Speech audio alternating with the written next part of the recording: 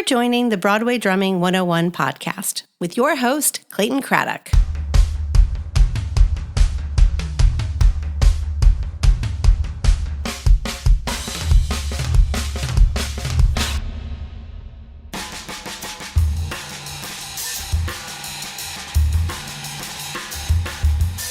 Jared Schonig, my guest today on the Broadway Drumming 101 podcast.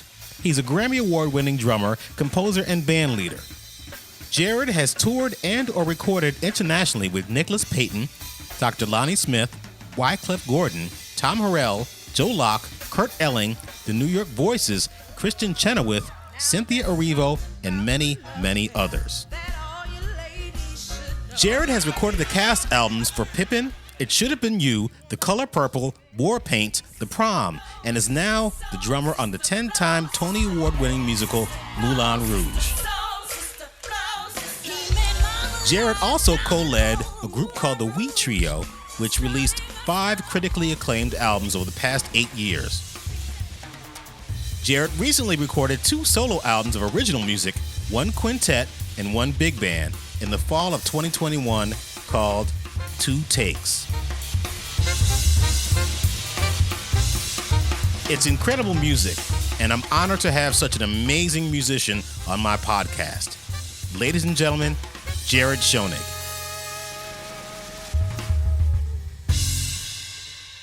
Welcome to Broadway Drumming 101. My guest today is Jared Schonig. You are the drummer on Moulin Rouge. Tell me how you got that gig. Great question. Actually, I want to say 6 years ago, I got a call from Justin Levine, who is the music supervisor, co-orchestrator, arranger, incidental music composer, basically the brainchild of music in Moulin Rouge. And he called me and he said, "Hey, this is a long way away, but we're going to get together. I want you to get together and help us like do some arrangements and flesh out some stuff for this show." And I said, sure. And I wasn't quite sure how I was referred to him. I think I figured it out, and that was through Carmel Dean, who is an incredible music director and composer. But basically, I got brought on to work on Moulin Rouge from the very, very beginning. It was me and Charlie Rosen and a couple different bass players and guitar players who were basically, doing these musical labs and figuring out, parts and just arrangement ideas. Like I was very integral in figuring out, arrangement ideas and drum grooves that became, the song and stuff like that. So it was a very cool process. It's basically the first show in which I was really involved from the very, very beginning. Did you get to choose some of the songs? I did not choose the songs. That's all Justin.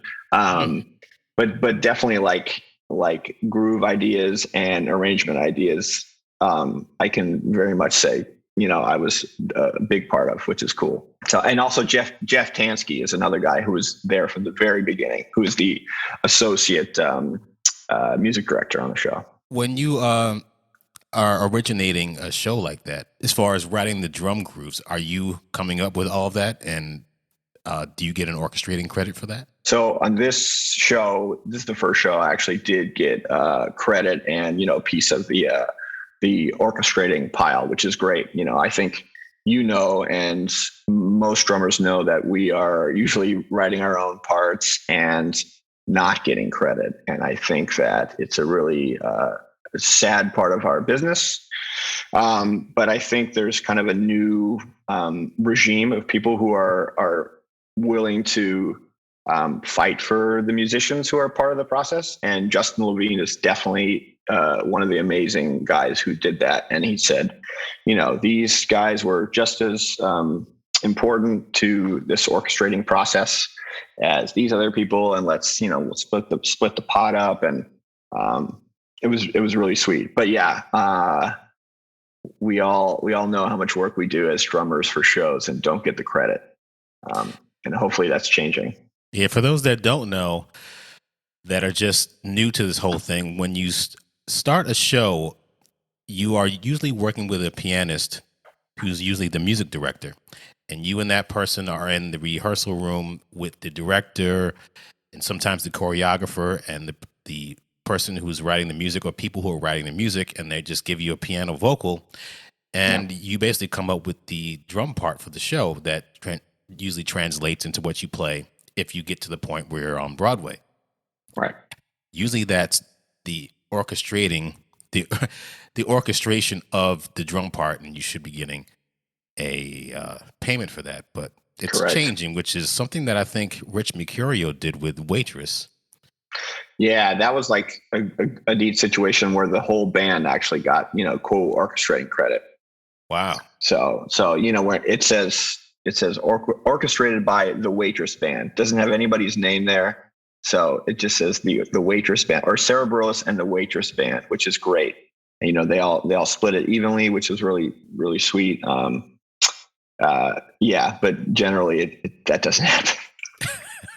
Thank you. You and Rich are trailblazers here, I think. Yeah. Well, I don't know. The other people have done it, yeah, but it's cool. You went to Eastman School of Music? I did. Hey, did you grow up in Rochester? I did not. I'm born and raised from in Los Angeles, California. Oh, really? I didn't know that. Yeah. What part? Inglewood, Long Beach? No, neither. Northridge. Where's which is that? where there was Northridge is in the San Fernando Valley. I'm not sure if kids are going to watch this, but it is the porn capital of the world. San Fernando Valley. Correct. Wow. There's also a big earthquake there in '94, which was huge, pretty devastating in Southern California. 6.8, lots of crazy stuff happened on Martin Luther King Day in '94. What were you doing at that point? I was 5:30 in the morning. I was sleeping in a bunk bed, and it was pretty scary. And but everybody in my family was fine. So you grew up in the porn capital. When did you realize it was the porn capital? When you were in high school? Definitely, yes. But you were playing drums all that time, so you didn't want to go into that industry because you wanted to do something wholesome. Correct. So you started playing drums at what age? I started playing drums in high school. I had been playing classical piano early on. So a little bit of background is both my parents are professional musicians. My dad is a very well-regarded, respected studio percussionist and drummer. And my mom is a classical pianist, wonderful teacher and classical pianist. So they kind of started me out on piano early on, like around 4 or 5. And I played serious classical piano for about 10 years. And then I played a little bit of oboe in middle school. And then I switched to the drums in high school. I had always gone into my dad's studio and kind of tinkered around and played and came up with grooves and played along to Led Zeppelin records and Nirvana records. But I didn't start taking lessons or become serious until high school. Why oboe? Great question. I was in middle school band or orchestra, and they said, "What do you want to play?" And I said, "Well, I play piano." And they said, "Well, you can't play piano in orchestra." I said, "Well, what are the hardest instruments?" And they said, "French horn, oboe." And I said, "I don't know. I'll try oboe. Looks like a clarinet. It can't be that hard." So that's how I chose it. Wow. When was the last time you played the oboe?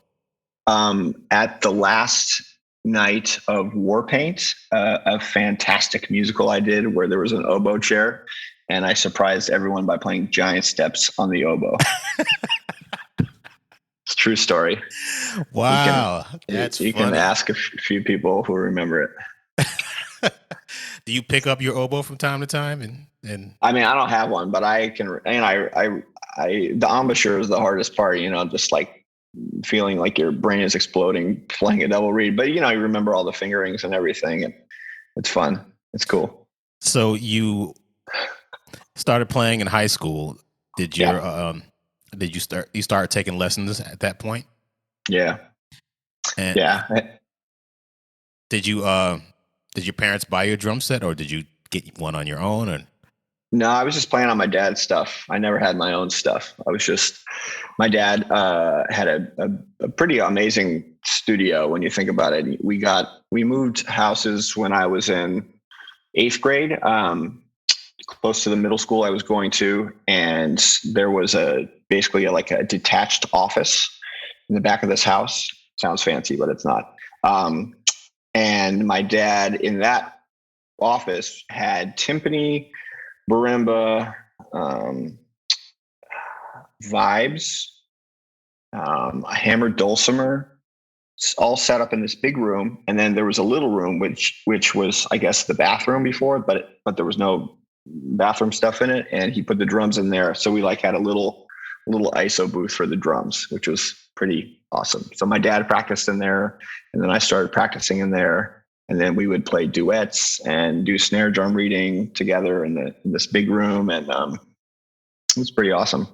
so, other than your father, were there other drummers that you looked up to back then? Yeah. So, I mean, my initial two favorite drummers were John Bonham and Dave Grohl, actually. Basically my two favorite bands, and Mitch Mitchell of Jimi Hendrix Experience. Those were my favorites, but kind of locally. So my high school experience is pretty formative also. My parents switched my high schools when I was a sophomore, and they basically tricked me into going to an arts magnet, where a lot of wonderful, famous musicians went, but it was really far from my house. So when I started at the school, there was basically 4 or 5 really, really incredible drummers there who I really, really looked up to, whom most of all are still in the LA scene, very high level studio or jazz players. And then one of them in particular is a guy named Lyndon Rochelle, who was one of my dad's students in middle school, actually. And he ended up going to Hamilton, the high school I went to, and I was a year younger than him. And so I was looked up to him, and he was, he's a great guy, great player, and does really well in LA. So you decided to go to Eastman School of Music. Why not USC or Juilliard or Berkeley? The short answer, it was the furthest away from my house. I ended up getting pretty much full rides to almost every school I auditioned to, except for Eastman. But something about the audition process and the selectiveness about how small the jazz program was very intriguing to me. I also had a really good buddy of my dad's, Clay Jenkins, an incredible trumpet player, had just started teaching there.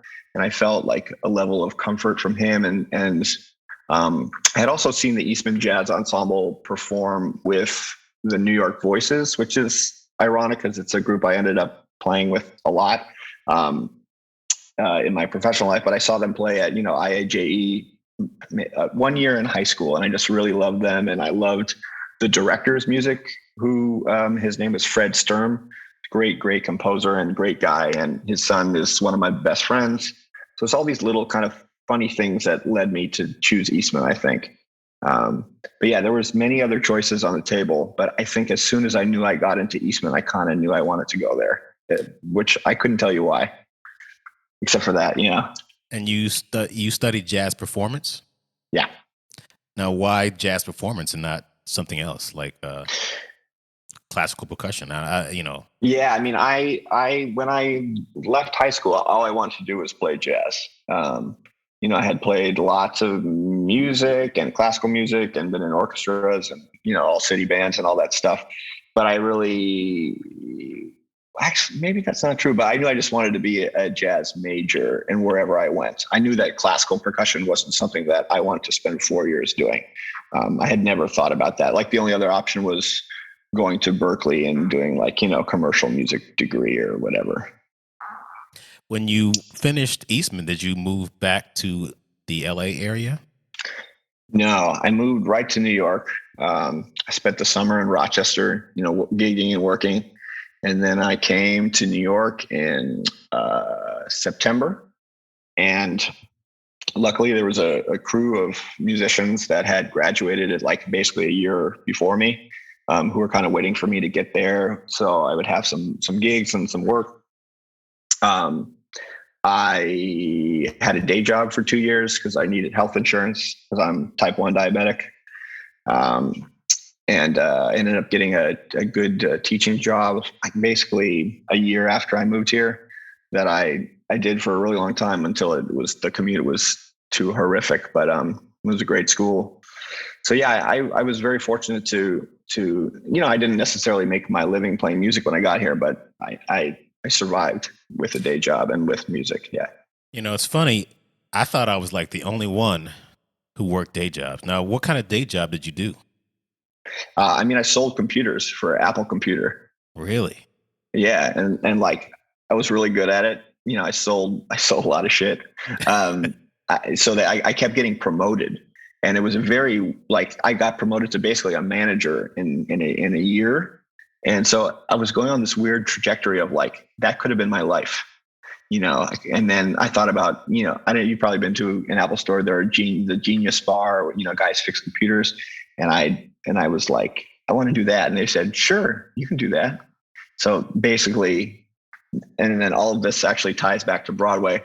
I was going to go fly out to train to be a genius in Cupertino, California. And I got my first call to sub on a show. And I knew that I couldn't do both. So I told them the next day, sorry, I'm quitting. What show was that? Grease in 2008.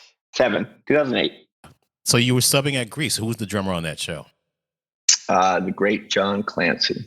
Ah, yes. Speaking of orchestrating. Correct. Yeah, he's on a whole other level now. It's great. Big dog. So how did you meet John?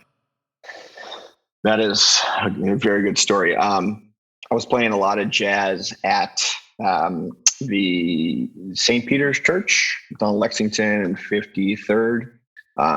Like I said, one of my best friends is a great bass player named Ike Sturm, and he was head of the jazz ministry there. And one day we were playing there, and this guitar player named Jim Herschman was there. And funny story, Jim Herschman and my dad were friends in Sacramento, California, where my dad grew up. They used to play together, but he didn't know it at the time. And Jim was looking for a drummer to play his Monday night jazz gig in Queens. And I said, sure, why not? So I basically, I did this gig with Jim, who's a phenomenal jazz player, but unbeknownst to me was also a very high level Broadway musician. And some time passed, and somehow it came up, hey, would you ever be interested in subbing a show? And I said, sure, I guess, I don't know. Tell me about it. So he told me about it. It sounded really great. And he said, you got to come in, you got to listen to the drummer play exactly like him, make sure that nobody knows that he's gone. And I said, this sounds like a fun challenge. I'll do it. So yeah, finally, my time came where Clancy needed another sub, and he called me, and I was pretty excited. And so I basically always say I can attribute my whole Broadway career to Jim Herschman. Wow. There's always somebody that connects you in. Mine was Matt Beck. If it wasn't for Matt Beck, I wouldn't be doing this podcast right now. Yeah, exactly. So two guitar players put us together. Yeah, that's true. You were on the fast track to becoming an Apple genius, and you're like, you know what? Screw that. I'm going to play on Broadway, or I'm going to go back into music. It's like I still had like a pretty decent little music career, playing jazz gigs at nighttime, teaching, playing some other gigs, like I nothing super high level, but things were getting a little hectic with I like to say I can't really remember my first 2 years in New York because I was just always working, whether it was gigging till like 3 a.m. or working 8-hour shifts. So I just knew like I couldn't do both. And something inside of me said, I have to quit Apple. Otherwise I'm going to get too far deep in and I'm going to end up not playing music. And that's not why I moved to New York. I didn't move to New York to play Broadway either, but it just happened, I'm sure you didn't either. And it just happened that way. So, I'm very fortunate that it did. Something inside me, and maybe it was like a conversation with my parents or friends who were just like, yeah, just get out of there, like play music. So that's how it happened. You subbed for Clancy, which a lot of people call him. Yes. What did you do to prepare for subbing for him at Grease? Yeah. So a few different people had told me the same thing. Like when you go into sub, you need to sound exactly like the guy, or the girl, or whoever is playing the chair. One very difficult thing about that show is Clancy hits the drums very hard. He's probably the hardest hitter I've ever seen or experienced. And the thing that made me the most nervous about subbing on that show was playing as loud as him, because everybody said you gotta play exactly like him, as loud as him. And so I would always come down after that show and like my hands would be in pain. It was really fun, and I had such a high, but like for me to play that loud for 2.5 hours was hard. So, I went in, I transcribed his book. His book was pretty good. And I kind of asked some more questions, like, do I have to play all this stuff like you? Do you play this, every night the same way? And, he was very thorough in his explanations. And yeah, so I had the recording, had the charts. I watched him many times. I think that's one thing that people do not do anymore because of conductor videos. And I don't know, also COVID now, but like I probably went and sat, I want to say like 7 or 8 times in the pit with him, because I really wanted to kill it and I wanted to be great and I didn't want to get fired on the first one. And, and luckily I did great. I remember getting designated very, very quickly and just like feeling really good. But also still just nervous every single time that I did it. I would say that's one thing that stuck with me, is that even after subbing however many shows that I did, I was still nervous. The stomach pain and the stomach issues that I had. There's a famous story about me at Grease that I don't know if your listeners want to know. Yes, tell us. So, did you throw up on the drums? No, worse. Okay. I was very, I don't know. I had my routine when I would sub. I would get a Subway sandwich before every time I subbed. Ironic Subway sandwich. And I think, I would always be nervous. Sometimes I'd, pop a Pepto or whatever before a show. This particular time I was not feeling really good. And at Grease, they were up on risers behind the stage. So you had to go up these 2 flights of stairs, and you were not visible, but you were kind of visible during some parts. And I had to hit the head in the middle of the show. So I was kind of timing when I could do it. And I think I found a good moment where I thought I might have a couple minutes. So I was like, excuse me, I gotta go to the bathroom. And I ran, and everybody's kind of laughing at me, going, oh, what the fuck?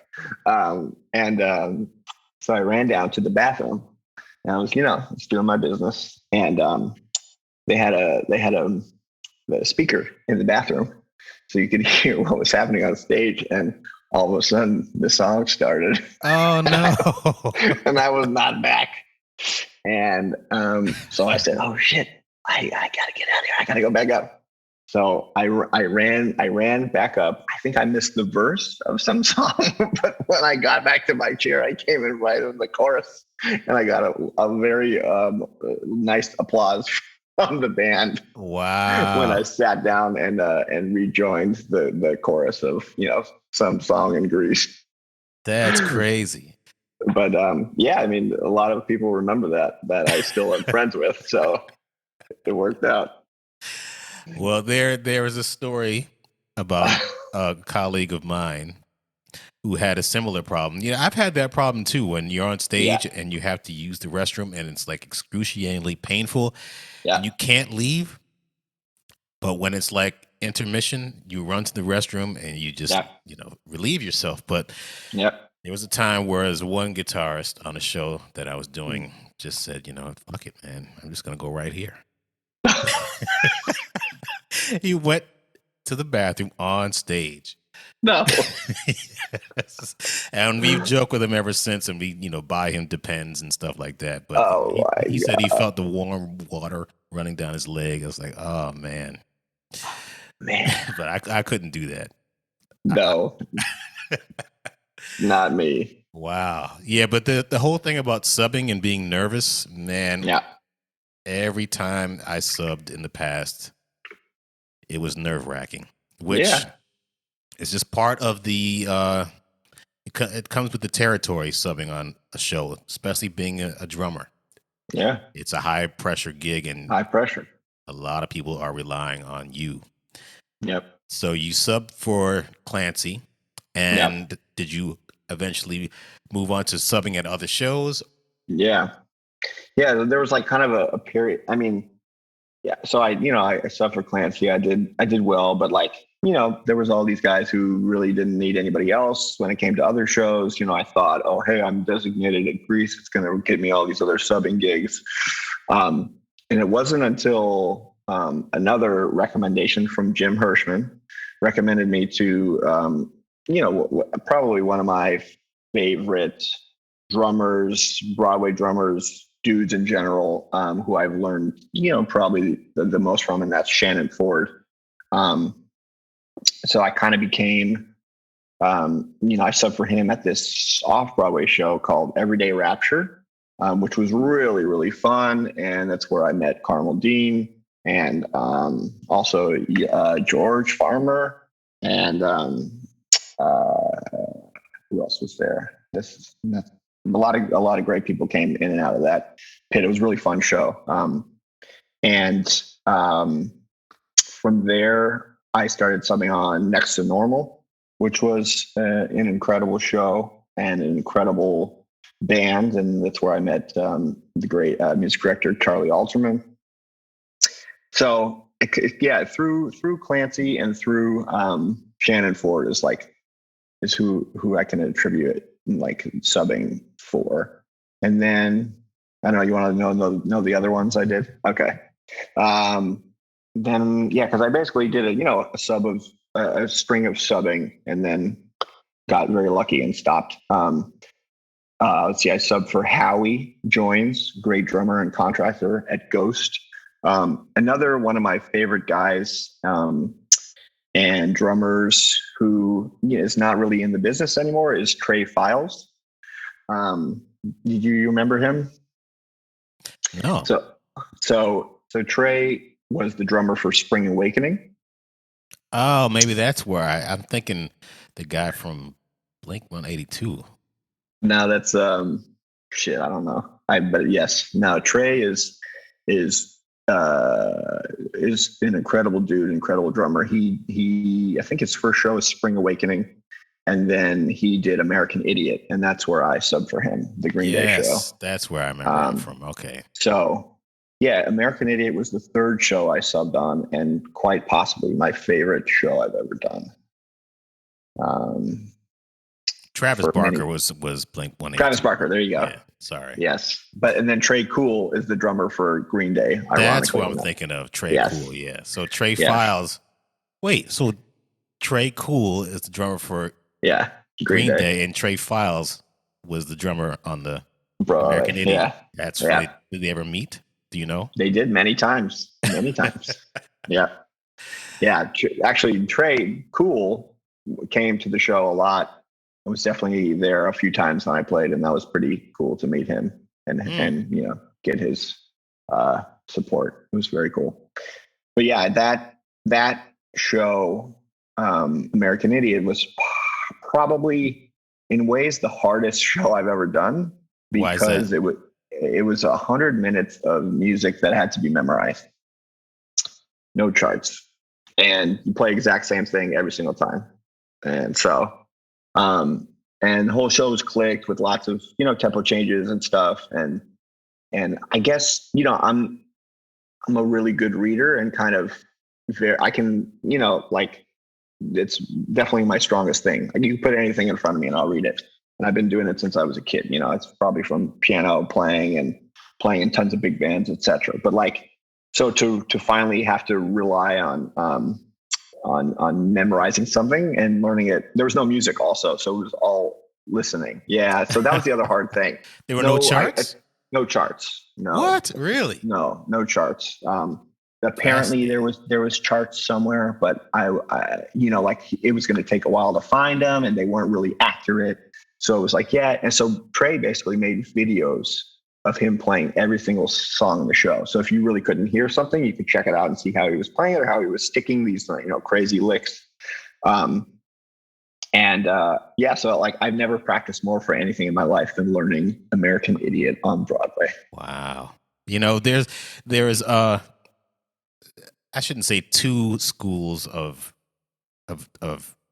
performing, I guess, but there are people that, like yourself, you put music in front of them and they're like, okay, I can read this down. Probably never make a mistake. Put music in front of me without me, taking some time. I can get through it, but I'd need some time. But if you, say, all right, play the entire Jackson's Live record from 1981. I can play I can do that. But because I can remember things. That's because I just grew up listening to, just probably like yourself. You probably grew up playing stuff too, but having that music in front of you is an added plus, which is something I'm going to ask you now. Do you have the music in front of you at your show right now? Do you read it, or do you just have it there as a guide?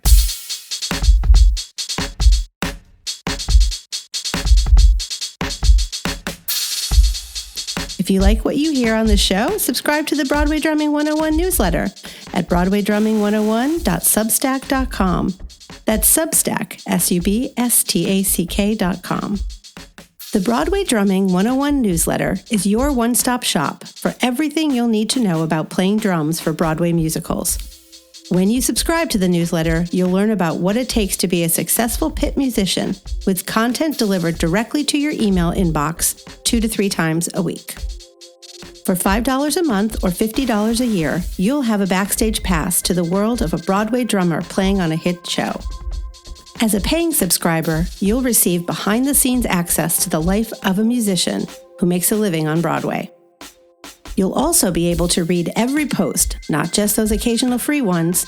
You'll get access to all newsletter issues in the archives and have an ability to participate in subscriber-only comments and events.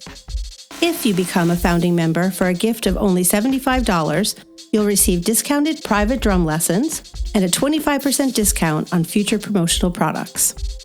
If you'd like to make a direct contribution to the production of this show, you can reach us at Venmo at Clayton-Craddock, Cash App at Syncopated, that's CINCOPATED, or PayPal at Clayton Craddock. Any amount of support will be appreciated. Thank you for listening. So, great question. I have not used the music for Moulin Rouge since the second week of the first run of it. And this is two funny stories about reading music and memorizing music. Moulin Rouge, I've been doing it for so long that it feels very ingrained in my body. A lot of stuff was transcribed and put in the drum book, and then a lot of stuff wasn't, just because of time issues. And I realized that I could have a lot more fun playing without looking at music, right? So when we shut down and I was going to come back to doing something I hadn't done in a year and a half, I said, shit, I hope I remember this. I better look at the music. And so I get to the cast rehearsals. I'm looking at the music. It's all coming back to me. But there are like 2 or 3 spots in the show where I can't remember what the fuck I did. And so I had to go back to, my recording and listen to what I did. And after checking those spots out, I said, okay, I can go back to no music, which was very cool. It's just, this shows you like what your brain is capable of, even after a long period of time away, of not even thinking or doing that thing. Right. The other, that was pretty cool to me, but the predecessor and of the cool moment of this was after American Idiot had closed, the tour was going out. And my buddy Grant Braddock was doing it. He couldn't make a rehearsal. And, Tom Kitt calls me up and says, can you do the rehearsal? I said, I haven't looked at this in, 6 months. I have no idea if I can play it. And he was like, it doesn't matter. Just come in. We just need somebody there. So after 6 months of not listening, thinking, doing it all, I remembered by memory 95% of it. You played a lot of jazz. Yeah. Now, you need to remember all that stuff. Do you have charts in front of you for your jazz gigs too? Yes, because usually when I'm playing jazz, I'm playing other people's music, and I haven't internalized it like the way I have a Broadway show playing it every single night, or whatever. And, the people's music is really difficult, odd time signatures, yada, yada, yada. People write crazy shit. So, yeah, I'm reading all the time pretty much. Yeah. Now, we're going to get to your stuff later, but, no problem. You created your stuff. Are you reading your own charts? Yes. Really? On the big band, but not the quintet. Yeah. So, yeah. So I'll explain it later. Okay. Well, 2010. Yes. Green Day, American Idiot, Broadway, subbing. Did you eventually get your own show shortly after that? So I continued to sub for maybe 3 more years. I did a couple more shows for Shannon. I did a couple shows for Trey, a show for Howie. Maybe that's it. It's hard to remember. And then came my call of my first show, which was Pippin, the revival of Pippin. And that was 2013. That was your first show? Wow. I didn't know that was my first show. Yep. Wow. That was, I think we started at the very beginning of 2013 with cast rehearsals. And, I got that show because Charlie Alterman was the music director. I had done a bunch of shows with him. We had always gotten along really well. He liked my playing. And then also my good buddy, Sonny Palladino, was on that show. And I know that he, fought for me. I think that, the contractor had his guys he wanted to get. And luckily there was enough people who wanted me in the room. And that's how it started. You did the cast recording for that. Tell me how you approached the cast recording. As your first cast recordings are different than a lot of things that we do as far as, regular pop recordings or jazz recordings. Yeah. It's very intense. Tell me about your experience recording that show. It was pretty intense. That show was not clicked. No click on that show. It was kind of tempos were a bit moving, a lot of stuff pushed and pulled. There's definitely some groove tunes in that show, but it kind of depended on how music director and the cast were feeling where it was going. And that was kind of the approach to the cast recording, and that didn't fly. So immediately we instituted clicks for the album, which something, we hadn't done at all, but luckily the band was, a really, really great band, incredible band. Some of my favorite people were in that band. So I remember that starting off very, very stressful for some people. And luckily we all worked together to get it to a doable place, and everyone played great, and the finished product is pretty amazing. I really liked that album, but that was an exceptionally stressful process. Yes, for that reason. Did that lead you to your next one? You do The Color Purple after that? No, after that I did It Should Have Been You. That flew right past you, right? It was a cute, funny show, kind of like a play with music a little bit. Not really, I guess it's a musical. Some good songs in it, great cast, very short-lived. Basically, after Pippin closed, the contractor moved half of the people to one show and then half the people to It Should Have Been You, which is very cool. So, I was with my good buddy, Steve Milhouse on bass at It Should Have Been You, and who, played bass on Pippin, and who else was there? Rick Heckman, reed player, and then everybody else kind of went to that show, Something Rotten. So both of them started right after Pippin, yeah, and they were contracted by John Miller, yeah. What was the show about? I didn't even really. It was about know much about it. It was about Jesus. Let's see if I can remember. No, it was about a wedding, and I think this shows you how much I remember it. I think there was sisters, and one of them was gay, and she came out gay, and the kind of other one was, plumper and didn't have, wasn't as, beautiful, but she was gets her due in the end, and they get married. She gets married, I'm pretty sure. I hope I remember. Did you ever see the show? I did not see that one. Do you have monitors in the pits that you play in to actually see the show? Yeah, most all of them I have, not that one. Because most of the, that was a different one. That was more traditional Broadway. Like, I guess I've done a lot of, well, that's not true. I guess I've done a few different, Broadway runs, but usually rock ones or pop shows, I guess, yeah. Going back to Pippin, did you go back to the original cast recording to listen to what the original drummer played, and did you try to emulate that? No, yeah, yes and no. When I got the call to do it, they said it's going to be new orchestrations and a new modern vibe. So that was cool, but I had no idea what the music was like. So yeah, I listened to the cast recording, and I was like, wow, these are killing tunes. There was some, because I didn't grow up listening to musical theater, but I did play the shows at my high school, which was, they were always very, very, very good. But outside of like those, 6 shows that I did in high school, I never knew anything else. I couldn't tell you the difference between, Phantom of the Opera or Chicago or whatever. So yeah, I didn't know any of these shows when I would get called to do them or whatever. But I definitely always would. I love to check out the originals, whether that's Pippin or Color Purple.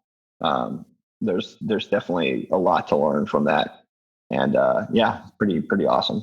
That Pippin is a great cast recording, but it's so loose. And if you listen to any old school cast recordings, they're just, the time is so loose on them. It's just a funny thing to listen to, and to be like, wow, you guys got away with this. Nobody cared, but I guess fine. Well, speaking of revivals, did you event that? Was The Color Purple the next thing that you did? Yes. Now, it was.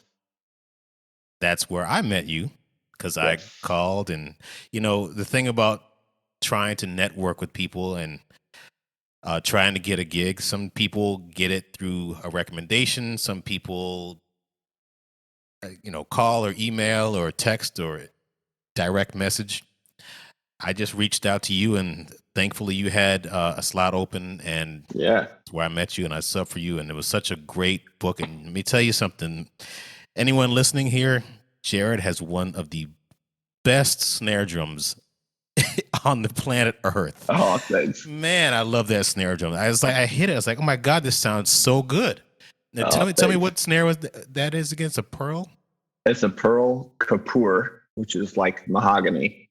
And they don't make it anymore. And fun fact, I've used it on every single Broadway show I've done. Really? Yes, I have. Wow, it's such a nice snare drum. Thank you. But I was very happy to be able to try to emulate your sound and try to sound like you, which is very difficult to do, but I think I did all right. You did great. But the band that I was playing with was great there. And yeah, the thing about that show, you're doing a revival, but it was different because you had some different songs in there, right? I think. I'm not sure if we had different songs, but the arrangements were so different and the band was so stripped down. Yes. It went from like 25-piece orchestra to 8 people. Yes. Yeah. So that was, I think, the biggest difference from the original. Yeah. Maybe the different song or two. That seems right. Yeah. You would know better than me, but yeah. Yeah, it was cool. Again, did you listen to the original cast recording?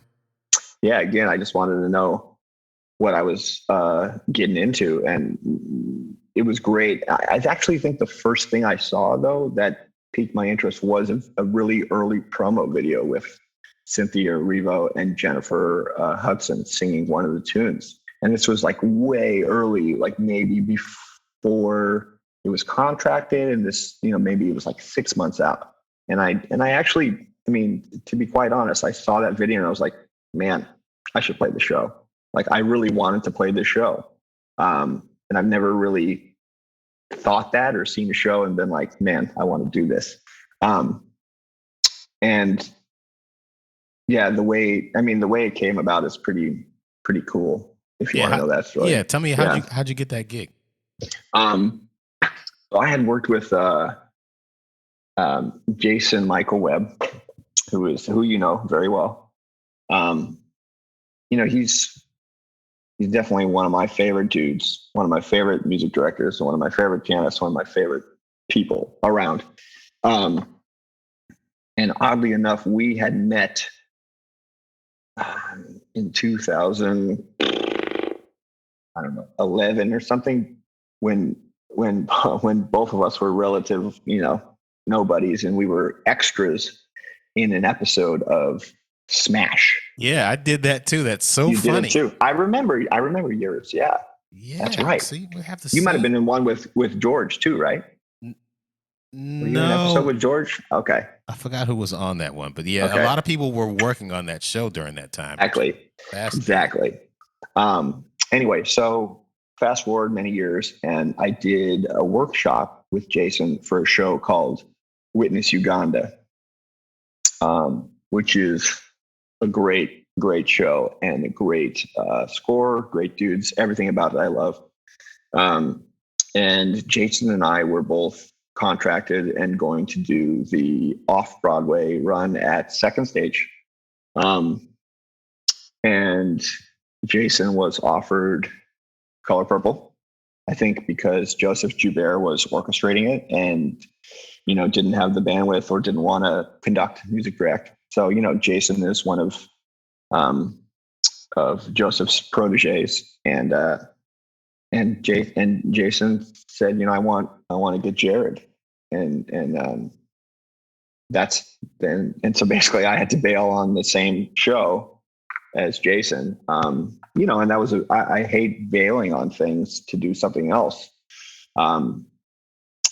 and it was a very tough decision because I didn't, word means a lot. Your word means a lot, and your bond means a lot. So one of the kind of regrets in my life is early on, I used to bail on a lot of stuff, to do something else that I want to do, whether it's for more money or whatever. But, when you're younger, you don't realize what kind of bridges you may be burning. That's my advice for people in general. But yeah, now I try to never do that, even if I'm going to lose money or whatever. It's just like, if you say yes to something, try your hardest to do it because you said yes and people are counting on you. But anyway, I do think that in the end I made a very good decision, because that was probably, my favorite show that I've ever done, for a lot of reasons. You were there. So. Well, I just remember being in the pit, and before every show, Danielle Brooks would come in and would just lighten up the mood by saying something hilarious and just crack everybody up. Yeah. And it would just make it so much fun. Yeah. But then I'd have to I'm getting goosebumps right now, man. Serious. Thinking about it. And then, when Cynthia Erivo would sing her song at the, my God. I was like, oh my, sometimes I'd like almost lose track because I'd be listening to how great she was. Yeah. There was one time though when Jennifer Hudson was in it, and I was backstage, and this little area where we hang out back there, and she was just sitting in the chair, and I walked by, and I think I introduced myself, and she's like, "Hi, my name is Jennifer." It's like, I know who the hell you are. I should have been like, Jennifer who? Well, what are you doing here? No, she's no joke too, man. No, she was amazing. But everybody was very, very cool, was laid back, except for, I'm going to tell a little story here. Yeah. I am not a percussionist. When I was in high school, I was in the concert band, and I just remember being in the back, and, there's drummers and somebody who play percussion, but we would act up in the back, and the band director was like, "Could you drummers please quiet down?" Yeah. Always. And a friend of mine was like, "Excuse me, we're not drummers, we're percussionists." It's like, what? Anyway, I'm not a percussionist, but there was a mallet part in your show, and I was freaking out. That was hard, right? Only 5 notes, right? Notes, yeah. 5 notes, and I had to play it and put down a stick and then pick the thing up. And I was like, oh, fuck, how am I going to do this? So I just had to memorize it. Because, again, I'm not a percussionist, but I can admit that there were times where I'd hit one wrong. Of course. Hey, I did it too. But it made us that extra % every show. So exactly, I know. Well, yeah, for people that don't know, also, when you're little tip, if you have a show, which I tried to do at Ain't Too Proud. Yeah. You have a show and you want to make some extra money. You try to add instruments to your setup that will get you doubles so that you can make extra money. If you have an instrument that is not part of a typical drum set, which is the drums, cymbals, probably I think triangle might be a part of it, and maybe tambourine. But if you have a mallet instrument that you have to play, that's an extra, I think, 12.5%. And if you have electronics, that's an extra 25%. So I had this part when we were doing the run in Berkeley, where there was 2 gabbles in the show, and people were like, maybe somebody can. During the rehearsals, the director said, "Can we get a gavel here?" I was like, I can do it. Yeah. All we need is a rolling pad. Yeah, exactly. They're like, okay, go ahead and get it. $700 later, the next day, there's a pad there, and the thing is there. I'm like, yeah, man, crack. I do it twice. I'm like, that's 25%. I can't wait to get to Broadway. I'm going to be rich. So when we got to the point where we're going to go to Broadway, we got to Broadway, and the company manager, saw the pad there, and he was like looking at it like this. He's like, "Clayton, sorry, but we're going to have to take this away and put this on key 3. I was like, "Oh man, man, you're taking away my kid's future right here." I know. I can't afford their college now. But yeah, there are things that you can do to make yourself a little bit more valuable. But I lived, and in any event, that is a good story. Color Purple. You went to another show after that, War Paint. War Paint, correct. So there was, I didn't see that. I've heard that there were big, gigantic horses, and I didn't know. I don't know. No, that's a different one. That's War Horse. That's War Horse. Wait a minute. What's War Paint? It's about makeup. Oh, damn. I'm all wrong. So is there a show called War Horse? Yeah. What? Did you do both of those? No. War Horse was was a play at Lincoln Center with like I guess animatronic. It was like horse. Yeah, horses were in it. Apparently, it was very good. I never saw it. I would have liked it. It was really good though. All right. Well, I'm wrong. But you're not the first to confuse war those. Paint as war horse. Yeah. Were they running at the same time? I think so. Maybe. Damn. I don't know. Like, this isn't what we signed up for. I know. So, War Paint. Tell me about that. Patti LuPone, Christine Ebersol, two fantastic actresses who played like the titans of the makeup industry in the early 1900s and kind of the trajectory of their lives. See, I remember this one really well. Actually, there was a lot of wonderful stuff about this one. I really enjoyed playing. It was super hard. It was one of those like real combined drum set percussion books with like, real timpani. And I had two timp on that show, and I had an electronic mallet cat. Wow. So there you go. See, I made some money. You got paid. But I was in the pit and I had very minimal space. So like I had to have my buddy come in and like say, hey man, how could I get this mallet cat in here?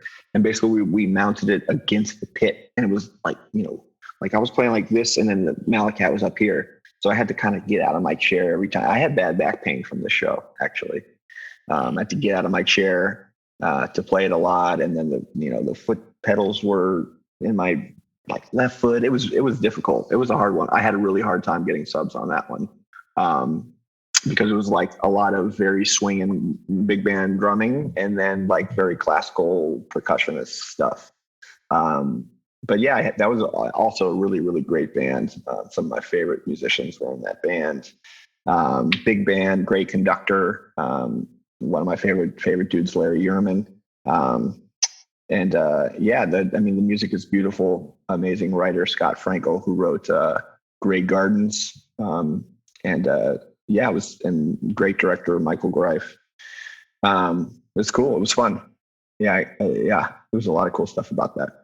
Didn't he do Rent? Yeah, Michael Greif directed Rent and directed Dear Evan Hansen. Oh, wow. Big Dog. Yeah. Did that run its course and that's how you got the prom, or did you leave to do that? No, I've only ever left one show to do another, and that was prom to do Moulin Rouge. But War Paint closed, and I already had prom lined up, which was cool. And I was also doing Moulin Rouge workshops during War Paint. I kind of had a nice period of time where I had like 5 years of my Broadway life booked in a weird way. Maybe not 5, but 3 or 4. Like I did. Yeah, after War Paint closed, I did maybe a workshop of prom, and then I did. Then I did the out of town of Moulin Rouge in Boston, which is the first time I've ever gone out of town to do a run. And I think when that ended, I came back and did the prom, which was a great, great show. Very, very special people, small band, but really, really fun, unorthodox setup. I was in a booth by myself in the basement next to the bass player and the guitar player. The keyboard player was in an office, and then 4 people were in the pit with a music director. So many remote locations that somehow came together and sounded really good. And that was a really fun show to play, and I loved it. Great, great music. But I had already, so I left that one with probably a few months left in its run to do Moulin Rouge, which, was waiting for a specific theater to open at. And when Kinky Boots finally announced its closing at the Hirschfeld, then then Moulin Rouge announced it would be going in there in the summer of 2019. For people that don't know about where drummers are generally situated in theater nowadays, musicians used to be in a pit, but now they can be pretty much anywhere. Now, you were talking about your situation at the prom where people were in different places. When I went to go see Sammy Marandino play Kinky Boots, he was in a completely different room. Now, at Moulin Rouge, are you in a very similar situation? You're like in a whole other floor? No. They changed it up for Moulin Rouge when we got there. They basically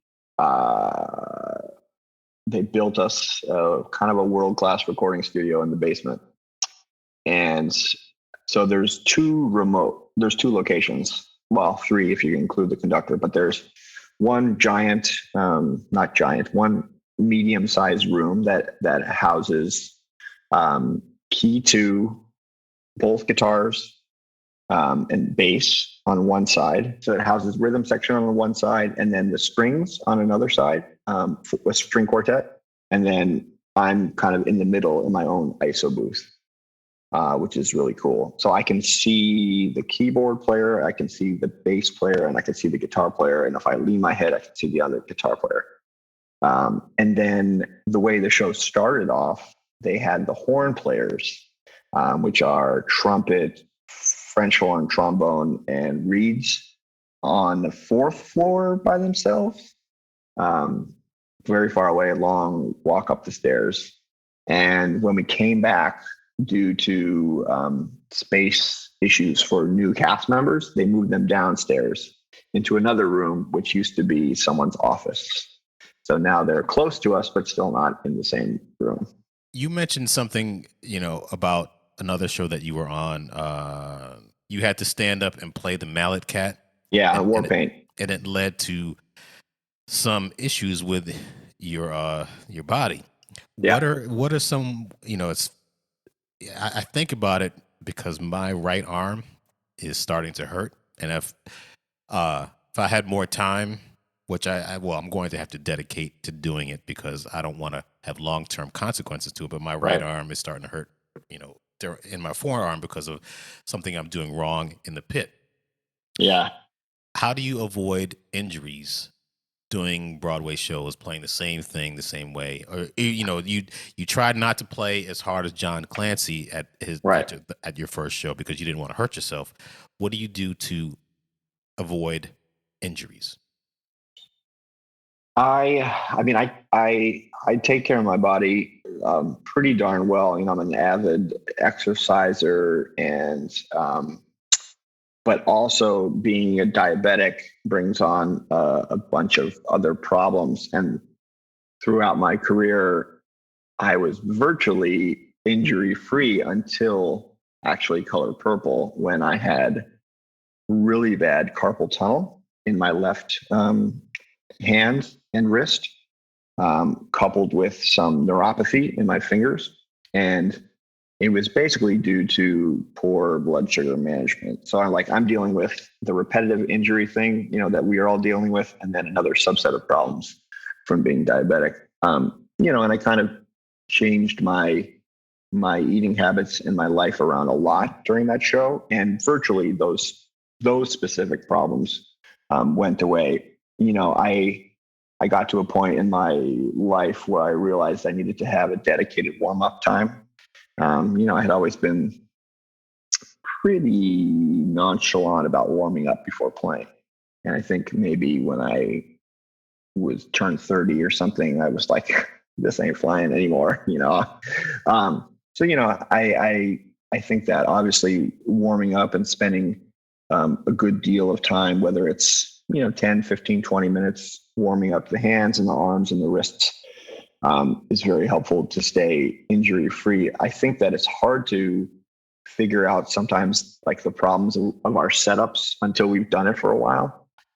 Like your problem or my problem at War Paint, I thought I would be cool. And then I realized, man, I shouldn't have set it up like this, but I had no other choice.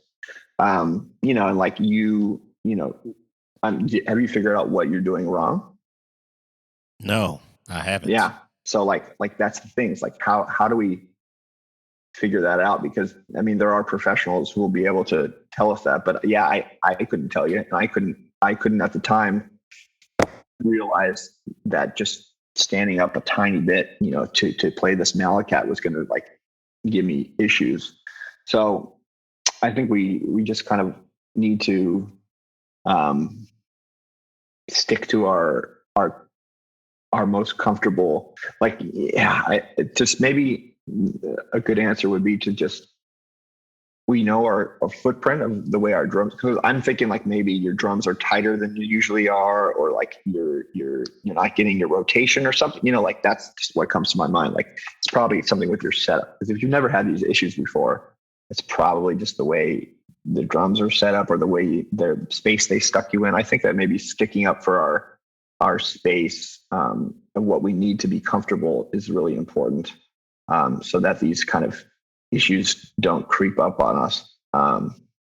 Like I mean, a good point is like when I first set up my drums for Moulin Rouge, I had them angled way different because I wanted to look right at the bass player, and like, be able to vibe with him.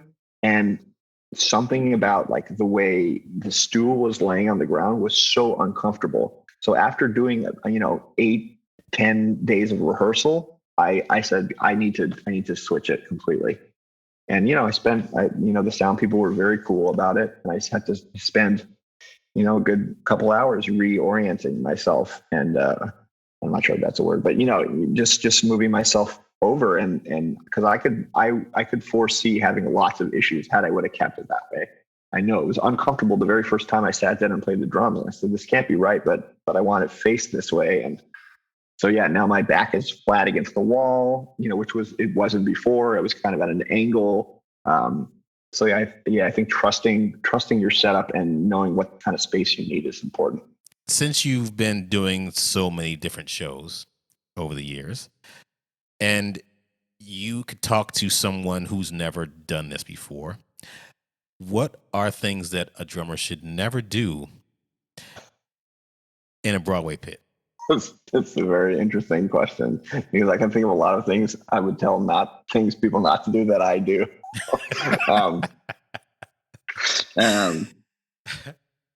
Well, here's a very simple one. When you're playing drums in a Broadway pit, don't play what you feel. Play what's appropriate, which can mean a lot of things. But you're not, someone might not understand how specific the same stuff we play is on a night-to-night basis, And I think until you've seen someone play the same thing twice, you'll never really know, because if you're in the audience seeing a show, you might think, oh, that drummer's making up everything he's playing, but as subs, as you and I have gone through, we've really learned the kind of, I wouldn't say robotic, but the essence of playing the same thing 8 times a week, and the things you can do slightly different if allowed by your music director, or if not allowed by your music director. I think every show is a little bit different. There are spots in my current show where I play a different fill every night, but 95% of the show is the same thing every night. But I have a few spots where I'm able to play something a little bit different. And I think that, coming from a jazz background, the idea of spontaneous interplay and connectivity and improvisation, it's a different world. It's not Broadway. So those are two sides of my brain that have to be separate.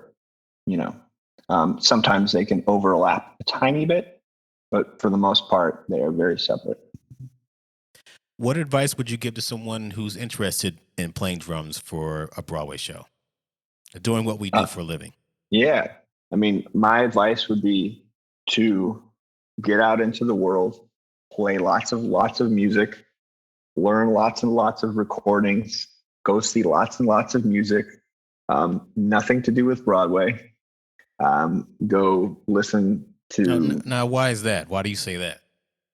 I say that because 99% of the time, whatever you hear in Broadway music came from something else.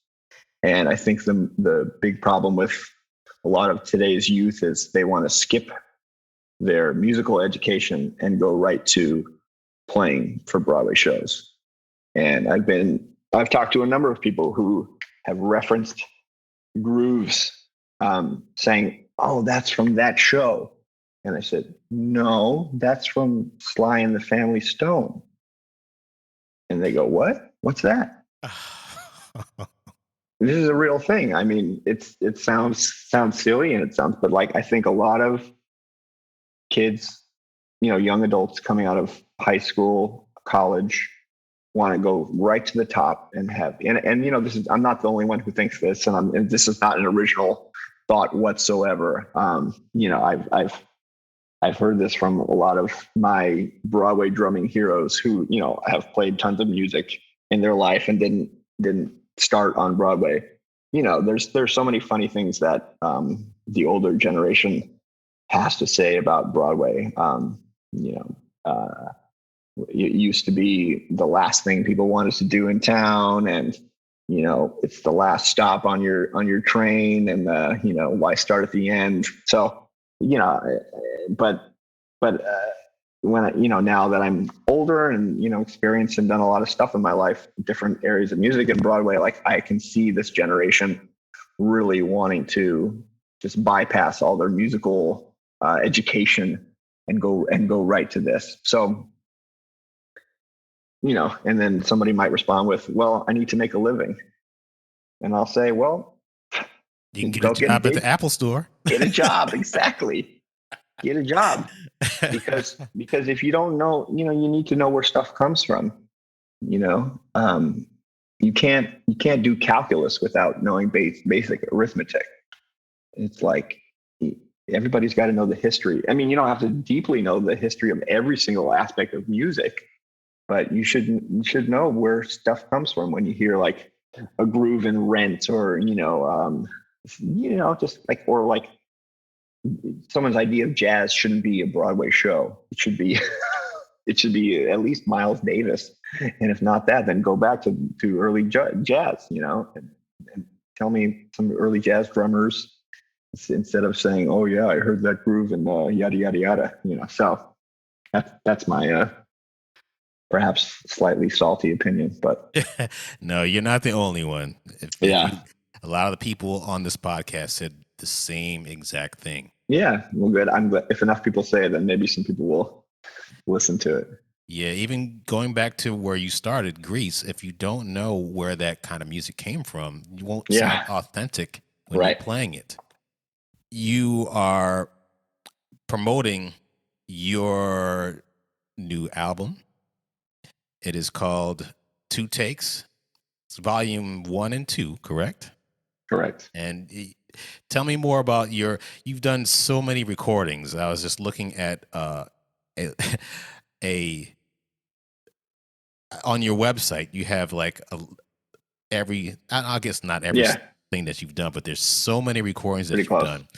Thanks. You've done this latest one, and was this the one that you were nominated for a Grammy for, or is this Yeah, no, I was in consideration for a Grammy Award for these. I didn't end up getting one. Long story. And I'm not salty, it's fine. But these But you won a Grammy before though, right? Yeah, for the Color Purple cast recording. Okay. Yeah. Wow. Yeah. And then, I've been on, I think, 3 other Grammy nominated recordings. So tell me more about this project that you're working on.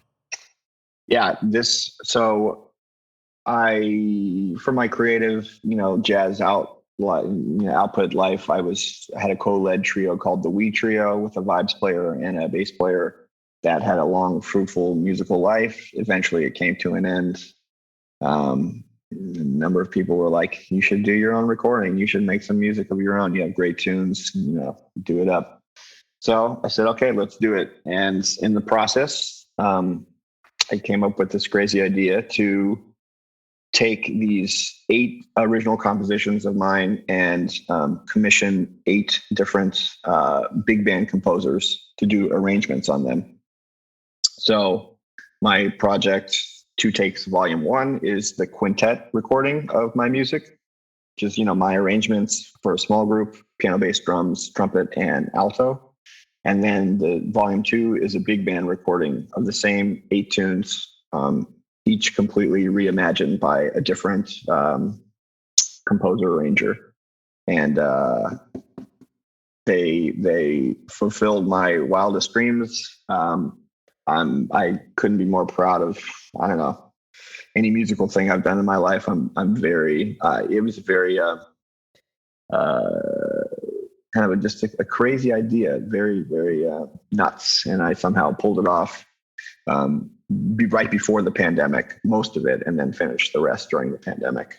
And then they came out in September of this last year, and they've gotten, incredible press. I was able to do some traveling early on and play this music with a few different college bands, and I'm going out at the end of this month to do it again at a big jazz festival in Florida, play my music with the Jacksonville University in North Florida. But yeah, they're, I don't know, there's like 50 people involved on these 2 records. It's nuts. Wow. I had two big bands play, basically. I just wanted to get a whole bunch of different people involved. And, I've been in a lot of people's big bands, and I want to, pay it back and reciprocate that. So, well, did you employ Michael Davis? Of course I did. Of course. Man, I met him. He was in the band of Memphis, and yep. That's a funny dude, man. And great trombonist, great educator. Yes. He's got so much going on. And yes, you played on his record too, right? I did. He is one of my true favorites in life, in both music and man. Yeah. So. And he's in Moulin Rouge too. He is. Yeah, it's the 3rd show we've done together. I met him during Pippin.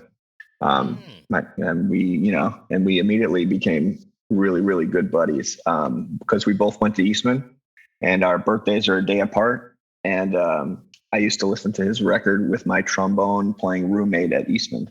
The 8-bit big band is going to be at Sony Hall on March 20th. Yes. And at the Howard Theater in Washington, D.C. on March 25th.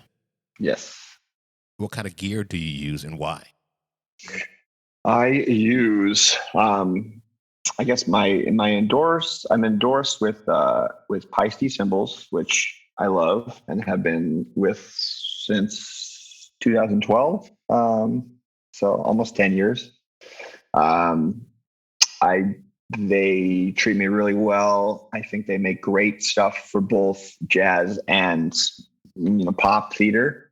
And that's kind of what I was looking for early on. And one of the other big things is consistency in product with them. Like, you can get the same cymbal and it'll sound the exact same. So if you break a cymbal and you do the exact same sound, it's great. Not everybody's looking for that. But I am, actually, which is cool. I use Vic Firth sticks. I've been using them my whole entire life. Been an endorser since mid 2000s. Favorite sticks, grew up playing them. What else is to say? The cases I endorse are Protection Racket, really good company out of England. Great cases, love them. What else? I play Gretsch drums. I kind of am an unofficial endorser with Gretsch drums, but at my show I play Pearl drums. And both are great for a number of reasons. I've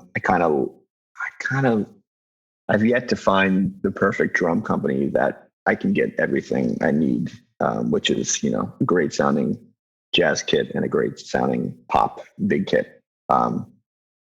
Either one of those would do the trick, I think. What else? Play Remo heads for sure. And what else do I like? That's about it. Where can people find you on social media? I have a website, jaredschonig.com. I am on the Instagram. I believe I'm at jschonig. I stay up to date on that. I have a Facebook page, an artist page on there. I don't really do the Twitter, although I'd like to, I guess. No. It's a cesspool out there, man. Oh, no. And then I have a YouTube page, too, with a lot of good videos on it. Is that from just examples of things that is it your like your recordings or your drumming? Or both? Yeah, both recordings, drumming, live videos from over the years, and a bunch of videos from the 2 new records that I just did. Some Moulin Rouge stuff. There's a cool side-by-side cam I did of me playing the Good Morning America Moulin Rouge medley. Kind of the drum cam of that, and side-by-side with the footage on TV. It's cool. If you're in any of the areas that he's going to be performing, definitely check him out live in Florida on January 31st, March 20th at Sony Hall, March 25th at the Howard Theater, and July 1st at Madison Square Garden. I'm just kidding. Sold out. I'm just kidding. I mean, hey, one day, man. One day. I'll cross it off. Best thing, man. You like the Jared Schonig Big Band sold out. At Madison Square. All right, you heard it here first. Thank you for being a part of this. Nice talking to you. Thank you. Great talking to you. I appreciate it. And good luck with everything in the future. And we will talk soon. Awesome. Thanks, man. I really appreciate it. Thank you for listening to the Broadway Drumming 101 podcast. Head over to the Broadway Drumming 101 YouTube page where you'll find unedited conversations that I've had with some of your favorite musicians. On the YouTube page, you're going to find bonus content that I don't feature on my Instagram page or here on the podcast. Don't forget to subscribe and click on that little bell at the top so that you'll be notified when a new video is uploaded. Thank you for listening and stay tuned for more.